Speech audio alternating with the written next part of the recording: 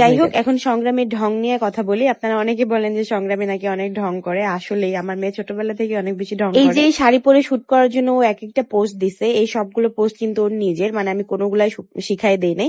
ওকে just বলছি যে অন্যরকম করো এখন, অন্যরকম করো এখন, আর ও এইভাবে পোস্ট দিছে। যে আপুরা আমার বাবুর জন্য পিআর পাঠাতে চান, আমি কিন্তু পিআর একসেপ্ট করতে পারবো না। আপনারা যদি পেইড প্রমোশন করাতে চান, আমি পার ভিডিও প্রতি একটা অ্যামাউন্ট রাখবো, সেভাবে আপনাদেরকে প্রমোশনাল ভিডিও করে দিব। আর যে আপুরা ব্র্যান্ড প্রমোটার ওকে বানানোর জন্য আমাকে বলেছিলেন, তাদের জন্য খুবই দুঃখিত, কারণ আসলে ওর লেখাপড়া, তারপর হচ্ছে স্বাভাবিক জীবনযাপনের জন্য এসব রেগুলার এই জিনিসগুলো আসলে ওর পক্ষে সম্ভব হয়ে উঠবে না। আর আমিও চাচ্ছি না যে ওকে রেগুলার ভাবে এখানে নিয়ে আসি। আর একটু বড় হোক, তখন একটু চিন্তা করে দেখবো। যাই হোক, অনেক আপুরা কমেন্ট করেছিলেন যে শাড়িটার কোয়ালিটি কেমন, শাড়ির কাপড় কেমন। তো তাদের উদ্দেশ্যে বলবো, এই শাড়িটা এত বেশি সুন্দর হবে, বাবুকে পরলে যে এত সুন্দর ফিটিং হবে বা এত সুন্দর ম্যাটেরিয়াল, আমি কিন্তু এটা হাতে না পেলে বুঝতাম না।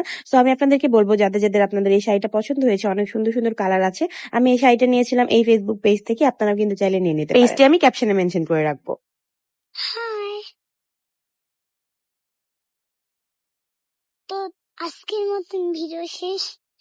আজকে আমরা অনেক ভিডিও করছি, এই জন্য ভিডিও শেষ। তো আবার কালকে দেখা হবে। আল্লাহ হাফেজ।